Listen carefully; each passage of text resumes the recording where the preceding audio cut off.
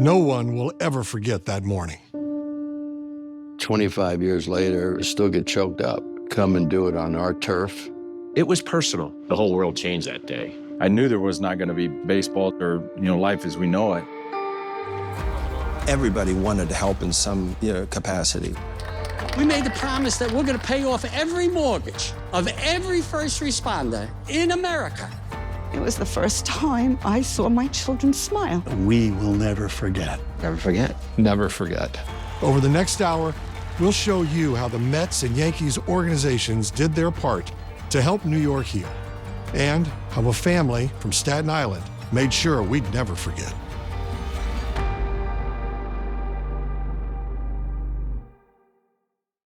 Greetings, I'm Rob Riggle. I've spent much of my career doing stand-up shows at comedy clubs like the Laugh Factory and all across this country. I'm also an actor. I work in film and television. But before I was doing comedy and acting, I had another career, one that I'm very proud of. I served in the United States Marine Corps for 23 years, doing tours of duty in Kosovo, Liberia, Afghanistan. My Marine Reserve Unit was activated just hours after the attacks of 9/11. Our unit worked night and day on the rescue efforts at Ground Zero, 12 hours on, 12 hours off. It was destruction on a scale you couldn't imagine. And 25 years later, like so many of you, I can still so vividly see those images.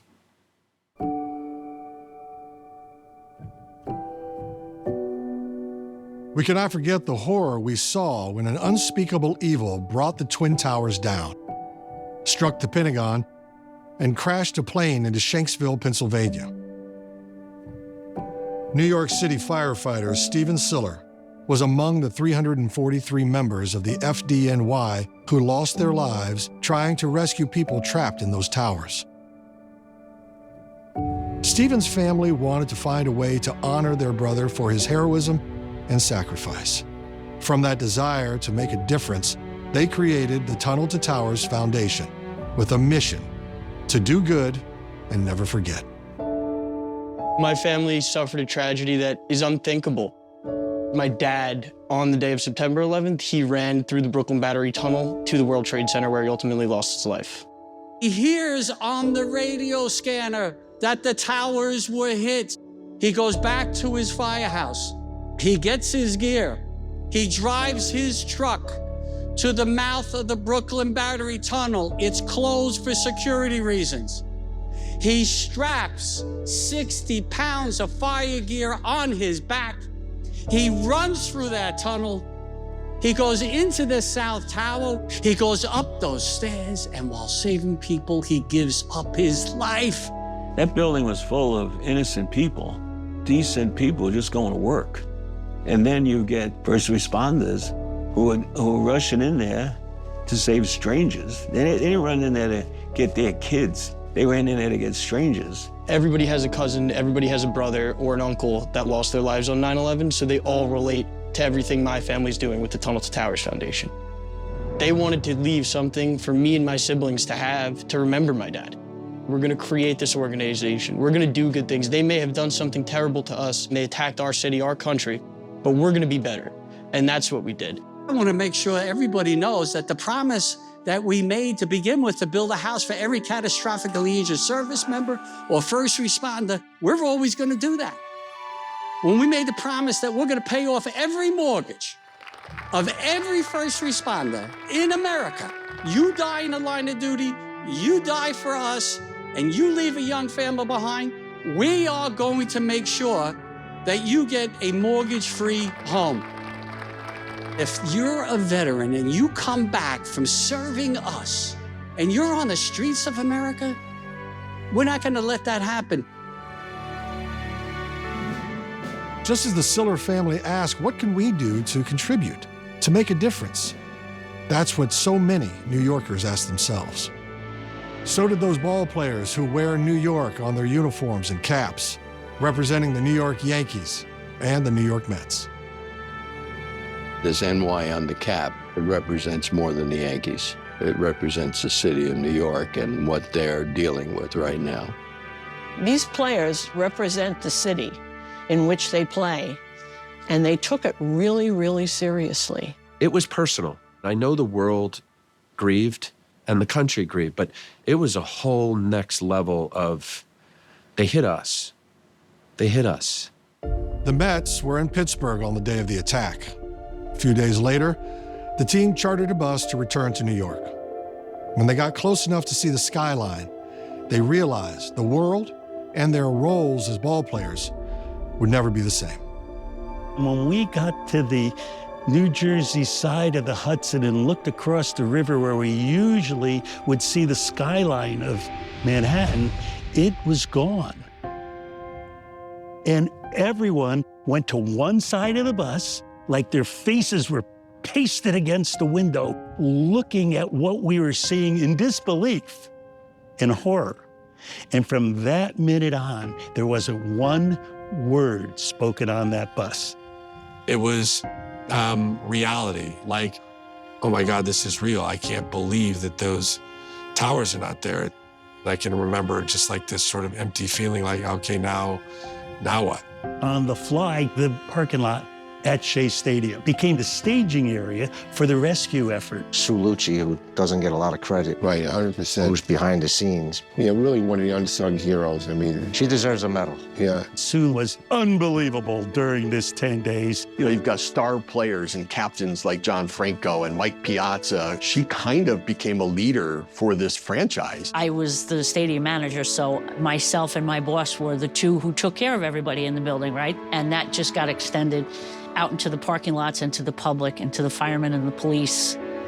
It really started as something just so simple. I took a whiteboard and I just wrote donations here. And the next thing we know, this turned into a 10-day effort. It was surreal. It was like baseball immediately became secondary. You know, we went from packed parking lots with fans coming to the game to trailers being pulled in and firefighters that were coming in and staying in the bowels of the stadium and sleeping on cots. It was quite a transformation. We turned the parking lot into like a Home Depot with aisles of boxes all organized, from jeans to underwear to eye wash to things that were brought up from North Carolina on buses. Tractor trailers were lined up, the backs were open, packed with boots and batteries and water and blankets and flashlights, whatever supplies that were needed. It was 24/7, 4 o'clock in the morning, Sue was out there, people were out there. You know, it was a group effort. I was probably maybe the loudest with the biggest mouth, but people showed up. We had the cops there. We had firemen from other states that arrived. We had people hitchhike from Pennsylvania. Every walk of life came to that building with something to give, whether it was their time or whether it was physical material. Probably 4 days later, we came back to practice. When the practice is over, instead of getting in their cars and going home, to the man, they came out to the parking lot. There was always, like, they could use somebody to carry a box or water or something and just throw them on the trucks. So we kind of did that. And whether it was for a half hour, an hour, or 2 hours. We're talking about thousands of large containers in the parking lot, and they helped organize it. And some of the guys were there until dark. Nobody from the Mets had to, like, hey, please, would you go out and help? Like, we just wanted to. We gave back to the community. Every call was, do this, we have a charity, we have to go to a dinner, we have to go to a hospital, a policeman, some little kids who were lost their father, could you help us out? Thing is, I was fortunate I had a group of guys that enabled me to do that. Everybody had a backstory why it was important to them. Johnny's from Brooklyn. It's personal for him. You know, Al White was in New Jersey. It was personal for him. The other group of guys, I still choke, God, forgive me. We did the right thing, and we didn't do it for any ulterior motive, but it was the right thing to do. We wanted to help any way we can. When there's a building on fire, most people are running out. These guys are running in. I think it's pretty important that we not forget what all these men and women went through and what all of the families went through afterwards. I mean, nearly 3,000 Americans lost their lives that day on just the day where they were going to work. And it's important that we remember so that doesn't happen again. Life goes on. We have to go on and move on, but I know I'll never forget. I know the people in my life will never forget. My brother was on that pile digging. I know he's never going to forget. He won't forget because he developed prostate cancer from that. The thing is, I definitely don't want to forget the people that sacrificed everything.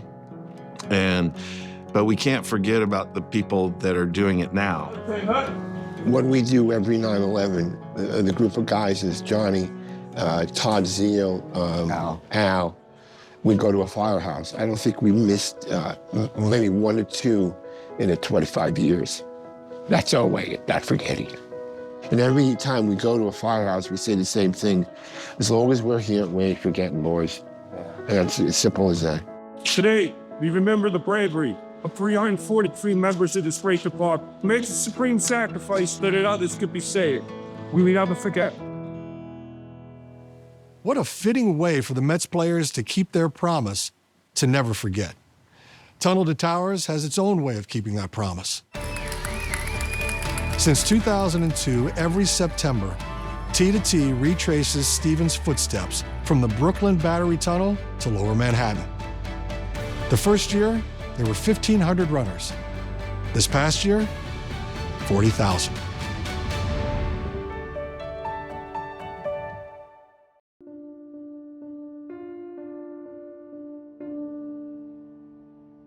The attack on 9/11 hit close to home for the New York Yankees, especially for manager Joe Torre, who grew up in Brooklyn. But it was the entire Yankee organization that searched for ways to offer comfort to those who had lost so much. When you say 9/11, that takes you back to a place that you'll never forget. That morning, my buddy knocked on the door and said, hey, something's going on at the World Trade Center. Then within minutes, we heard another thump in your chest. It was very personal for me. You know, there was a lot of anger. Come and do it on our turf. It was an invasion of our privacy, our life, in our backyard. Everybody's going to get their kids at school to figure out, what's going to happen next. It was a whole day of shock, kind of on the phone, wishing I was home actually with family and not, in New York by myself. You just kind of want to get around your loved ones. The whole world changed that day. I did drive to Yankee Stadium. I don't even know why I did. I remember being at the parking lot encouraging all the employees to go home. I knew there was not going to be sports, baseballs, or life as we know it. All of a sudden, baseball is okay. It's certainly not important. You're more concerned about people. Everybody wanted to help in some capacity. How can we participate? How can we help with some of that healing? Our president, Randy Levine, had arranged for some bands to take us to visit Ground Zero. This is some very sacred ground that people that are dealing with something in a totally different dimension that, that we can't even comprehend. I didn't have to talk anybody into anything. I think we were affected the same way. Even a mile away from there, we were all chatting it up, and then we got there, it was like definitely quiet. I don't know if there are words to describe what you saw. You would never think you would see that in your backyard. And you talk about just total, destruction, things that you do see on a movie set. And to see the people on the rock pile and trying to, recover, the lost ones that were too many. That was something you'd never forget. Nobody knew what to do. Just giving the Yankee cap to somebody and getting the fire department cap and putting it on your head just meant they were human. And then we went to the armory. Now, the armory was where all the family members were waiting for results from the DNA. The people were coming in with toothbrushes, combs, any item that had DNA on to try to find the bodies of their family. Can you imagine? And we're going in there and trying to cheer them up. Again, at this point in time, I didn't think it was our place to go in there. We're baseball players, but so what? You know, they're certainly dealing with something much more important than winning and losing, you know. It was a lot of uncomfortableness. Players are asking me as general manager, what are we doing here? This doesn't feel right. And I acknowledge it didn't feel right. Mentally, I wasn't certain, like, as we were taking each step towards the entrance and going in, that, like, we don't belong here. We just felt like intruders at first. My center fielder, Bernie Williams, went up to this woman and he says, I don't know what to say. He says, but you look like you need a hug. And she just grabbed him and just started sobbing. And I'm like, that's why we're here. That's Bernie. Kindest human being ever. Wanted to do the right thing. I mean, he's one of those people that just, he wanted to help and didn't know what to do, but he did know what to do. It cleared the fog a little bit because I realized that we had a job to do and a responsibility by playing baseball. These teams and these athletes, they can really make a difference. And so I think, we all learned a lesson from 9/11 that, we are more than just playing for wins and losses. It's, those uniforms mean a lot more than that. Baseball, I think it has everything that replicates American society. It has that patriotic feeling, that camaraderie, everybody gets together. It certainly helped me, right? It helped my family heal. It gave us an opportunity to kind of reflect in each other and have time with each other that was separate from this. When we got to go to a baseball game, we got to just be our family. So that was a true gift. When something tragic like this happens, there is a place where people want a norm. And I think that's what baseball did, was like, even if it's for 3 hours a day, I can turn on the game and I can watch the Mets, I can watch the Yankees, I can watch whoever and it can kind of just take me away from that. I think there was a need, a desire that we have to get our lives back, that we're not going to stop. We are going to continue to be who we are and continue to live our lives. And I think baseball is a part of that. 25 years later, we still get choked up. You can't get away from it. I mean, it was such an invasion of, our freedom. It's shocking it's been that long, but time flies. And we, in a small part, try to remind people, too, you can't forget what happened here. And we try to pay respects. Almost to a person. The players said exchanging caps with the first responders at Ground Zero made the greatest connection and a lasting impression. To mark the 25th anniversary of the attacks, Major League Baseball has scheduled the annual Subway Series between the Mets and the Yankees to be played on September 11th at Yankee Stadium.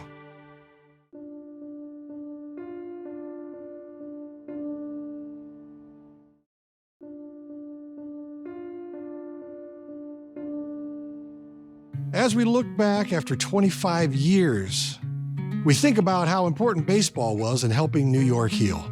Without question, we can point to one defining moment. It was the Mets' first game back at Shea Stadium after the attack. There may have been Broadway stars at the game that night, but what happened there had a Hollywood ending. This was the first major event that went on right after 9/11. Whether or not we're going to become a target, as some people felt, whether we're going to be disrespectful, as some people thought, whether we're going to be unpatriotic, as some people thought. It was really scary. I tell my best friends not to come. Is a bomb gonna hit? Is another plane gonna hit the stadium? Security was off the charts. I was having meetings with the Office of Emergency Management, FEMA, the police department, the fire department, FBI, and there were bomb-sniffing dogs all over the stadium. My office got dogs coming through like 5 times during the course of the day. Bomb squad and bomb sniffing dogs, and they would open up our trunks, and this is the player entrance. And then you would get into the tunnel and you'd see a bunch of policemen. Then you go, as you're walking towards the field, you see all the snipers on the roof. That first game at Shea was only 10 days after the attacks. It was tough. It was tough to play baseball knowing how many people were hurting here. I personally thought it was time. The city had rallied. I'd seen so many things that were inspirational in the city in that previous 10 days that I thought now is the time. Walking into the booth was something I didn't realize I needed as badly as I did. I mean, I used to joke that I had my mail sent to the upper deck at Shea Stadium. So if I had any place that was going to provide me comfort, even unknowingly, it was that booth in that ballpark. It was the very, very first feeling of normalcy that I'd had in 10 days. I wasn't sure if there was going to be 500 people, 5,000 people, or 50,000 people. I had no idea who would take the risk and come out to show up. It didn't stop anybody from coming. We were sold out. People wanted to be here. The crowd, remarkably, was large, but silent. It was so sad, but yet the ceremony and the pomp and circumstance around it was like a playoff atmosphere. So you had this like Diana Ross and Liza Minnelli. It was beautiful, but yet it was awful for the reason why they were there. There was still fear in everybody, but as a player, I wanted to do it. You know, I wanted to be that first game back in New York. To me, I wanted to just see the smiles on the families' faces. We did all things through the game to honor people. We had flags of every first responder in the outfield, the Port Authority, EMS, every entity was out on the outfield wall. I remember panning to the stands and seeing people be emotional. You know, the broadcast mentioning that some of these were people who had lost family members in 9/11. Carol Geese was one of the people that was in the crowd that night. The Mets were a big part of the Geese family when my husband was with us.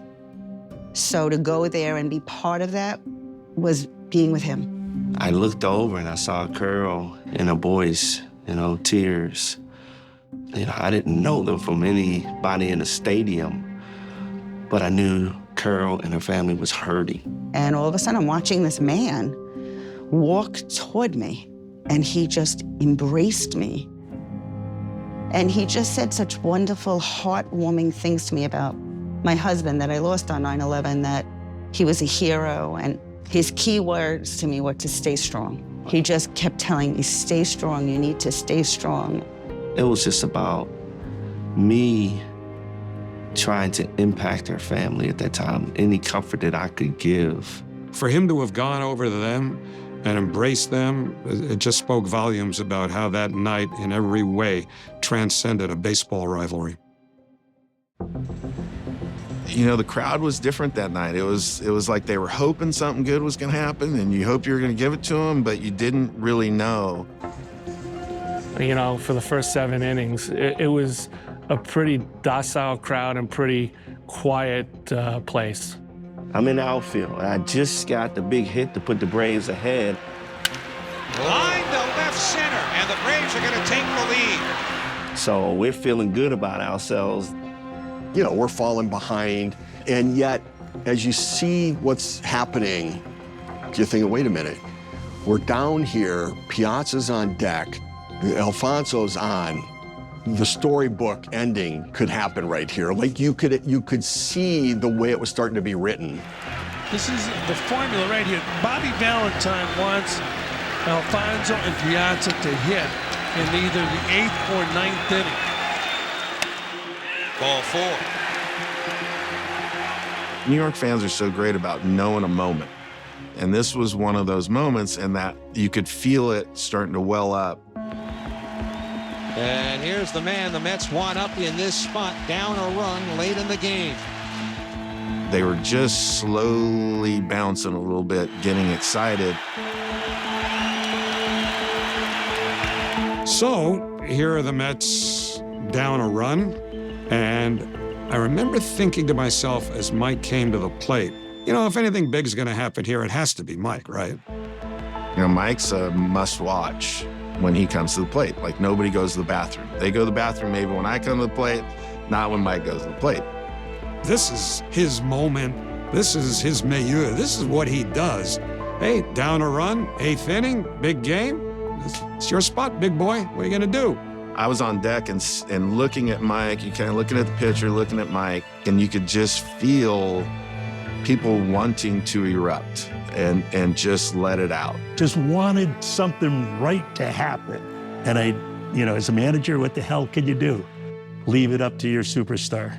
Javi Lopez, the catcher, was set up to the outer part of the plate. Steve Carsey, a right-handed pitcher, was on the mound. I told myself, I just got to make quality pitches to this guy and see if I can get him out. Fastball, 0-1. Strike one, outer half, down and away. Get ahead 0-1, try to make the same pitch, leave the ball a little bit more over the plate.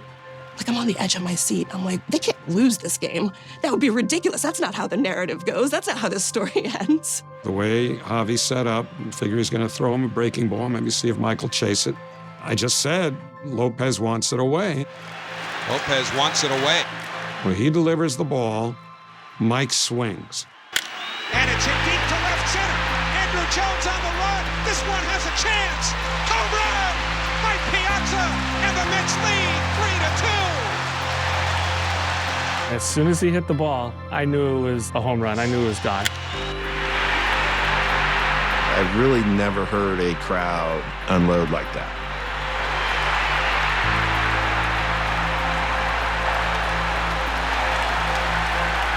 It was like a firecracker going off. And it lit up everyone's face and their hearts. There were hugs and high fives like I had never seen before. People were, all of a sudden, that moment, the Mets fan, whoever, New York fan, it was like, yeah, We just start crying. Everybody in the box is crying. It seemed like the whole stadium took a deep breath. Guys, everybody was up clapping. I mean, when I talk about it now, the hair stands up on my arms. You knew the minute he hit it, it was a home run. We all watched the ball. And it was the first time I saw my children smile in all those days. Because they were so sad about everything, but they loved baseball so much. And to see them smile and to know that this is gonna be okay. There's gonna be a light somewhere at the end of that tunnel that my children can smile and be kids again. It was incredible. Kind of bittersweet, obviously, to look back, seeing the tragedy of that week, and it was really an incredible range of emotions. I was very blessed to be in the right place at the right time and have an incredible moment like that. It wasn't me, it was everyone around me and everyone pulling for me. At that instant, we took our first baby step towards an emotional recovery because the world was normal again. We as a group could rejoice in a moment that was given to us right out of Hollywood. Like the alignment of it was almost like, how the hell did that happen? The baseball gods had shone down upon New York and given us what we needed in such a dramatic way. Slowly hit, could end the ball game. There's one. Mets win. Put this one in the books. Shea Stadium has something to smile about. It was a moment in time for the Mets to be in New York, playing a highly important game and bringing everybody together. That was the first time I didn't mind losing the game that night, and I think we all shared that. Because it was bigger than the Mets, it was bigger than baseball. That was a swing of Americana and the American spirit. It's just different than baseball.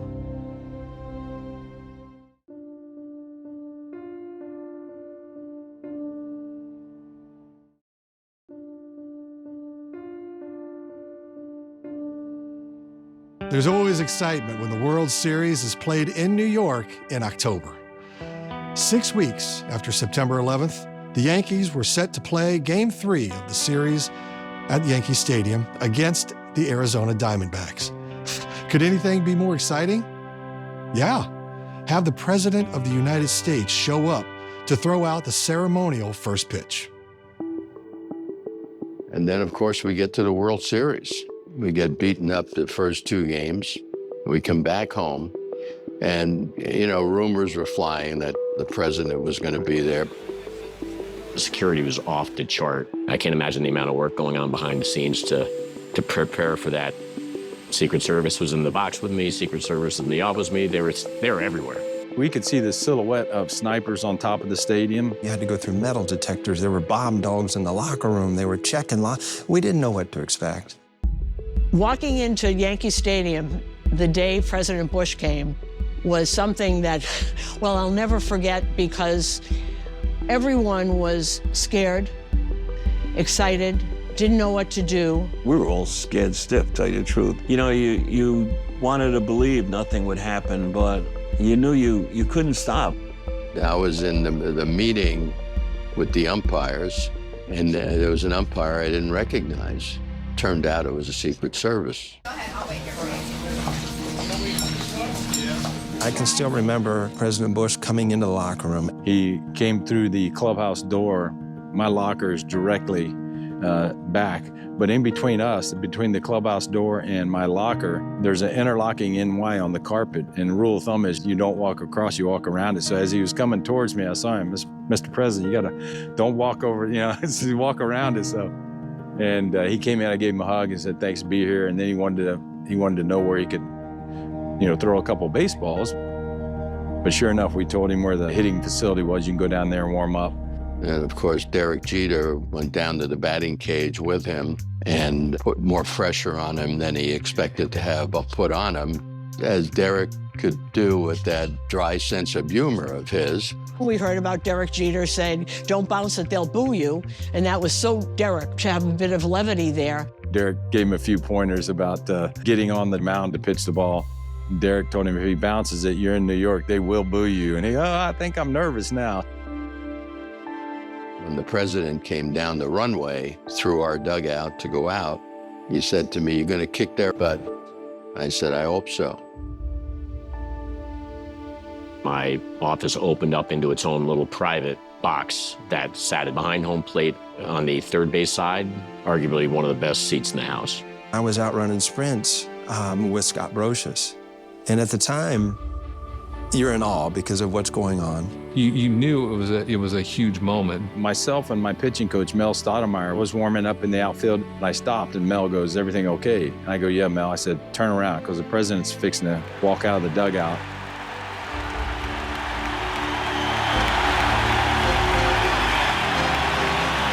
And then the president walked out, and I don't remember anything because I was crying. It just was so emotional.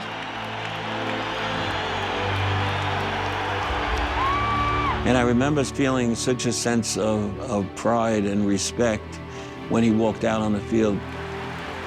I know that man cared so much about what happened that day. That was pressure. When you consider right now, everybody's watching, and they're certainly going to let you know how they feel. And then, of course, the first pitch itself.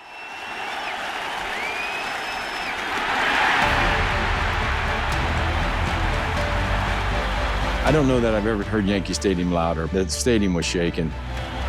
It really was loud, like someone hit a home run and won the World Series, but it was different. It was a prideful yell. There's the president coming out there, throwing a perfect strike, letting the world know we're not going anywhere. It was as presidential a moment that I could ever recall. I saw a leader that went out there on the mound and just threw a good pitch that day. That meant an awful lot to real people, to real men and real women that had lost so much on September 11th. It brought a feeling of comfort and strength, and it was just another symbol of, it's gonna be okay. We're gonna get through this. And I thought it was great leadership. Such an iconic moment. It was powerful, there's no doubt about it.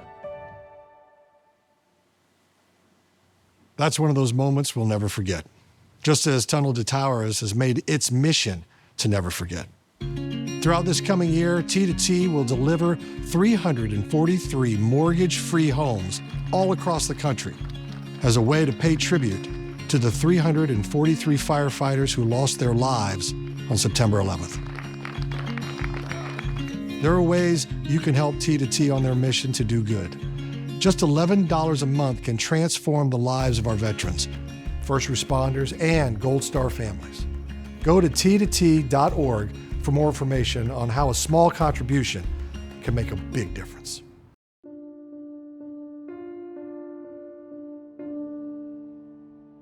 My Marine unit was down at Ground Zero for weeks working on the rubble piles. We were part of the search for survivors. We couldn't use heavy machinery, so we carried buckets of debris down by hand. Painfully, the mission went from search and rescue to search and recovery. For many of the rescue workers and first responders who dug through the steel and debris, it's not just the pain and grief that lingers. It's also the life-threatening illnesses that continue 25 years later.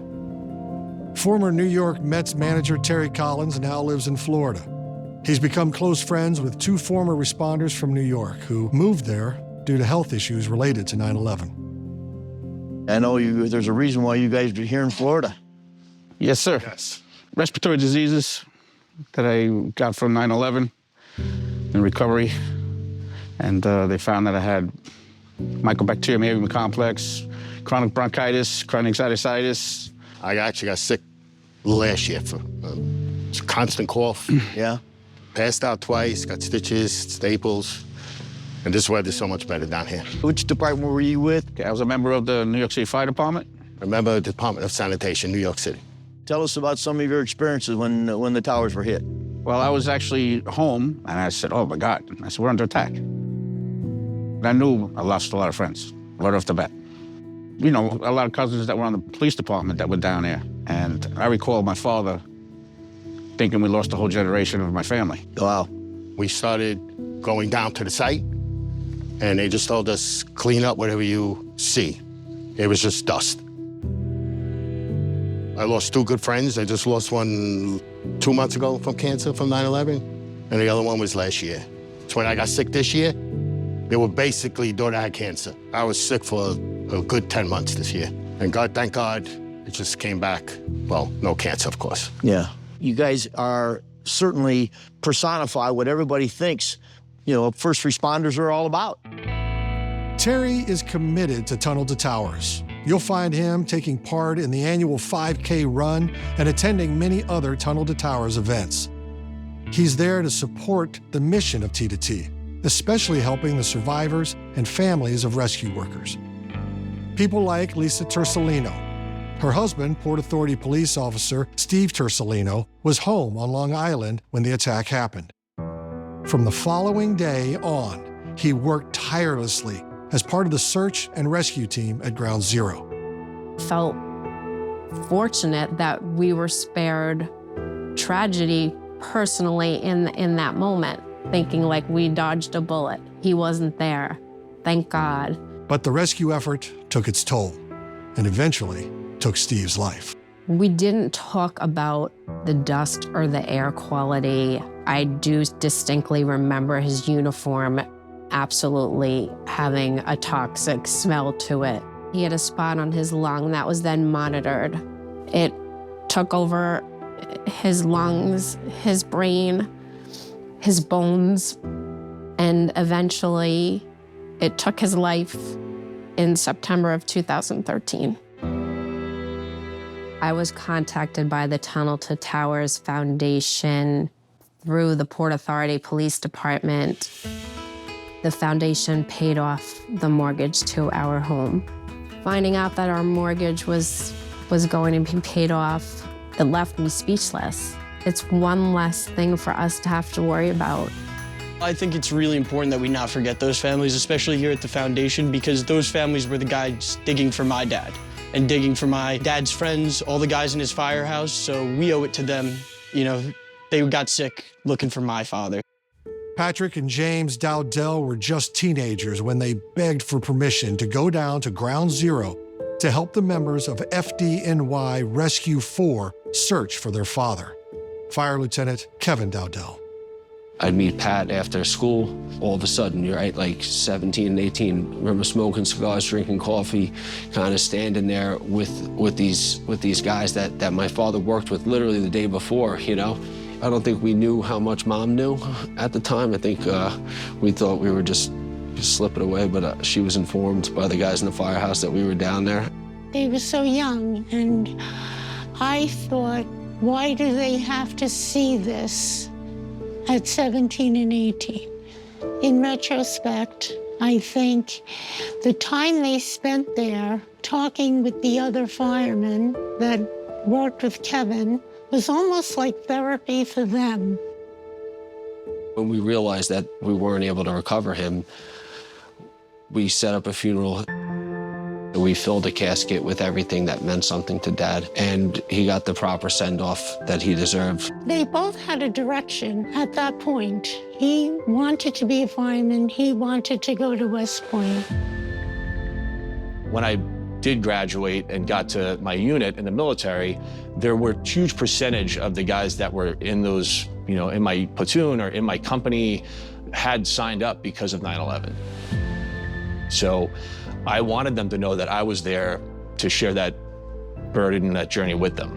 I always wanted to be a firefighter. I just emulated my father. I have pictures of my boys sitting at the kitchen table, and I have the same pictures of, me and Pat in the firehouses and stuff. I think there's something to be said for just kind of giving your all to help someone to be there for their worst moments. I took the test for the FDNY when I was a senior in high school. The first 10 years, I was in a truck in Brooklyn. I actually got promoted to lieutenant of all days on my father's 70th birthday. And because he died line of duty, they retired the badges. I requested it, and I got his badge number. It was just, I'm not a big signs person, but it was definitely a nice touch to know that he was kind of still watching over, kind of still around.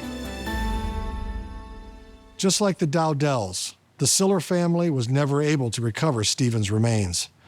However, Stephen Jr. says he takes comfort in the fact that his dad's body is forever ingrained in the city he loved.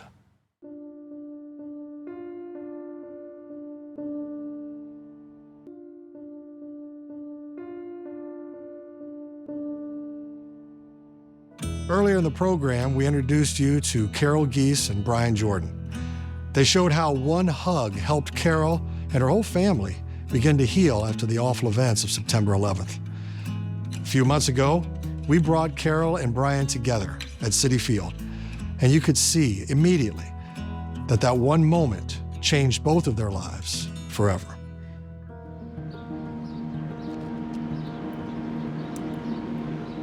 My eyes filling up with tears.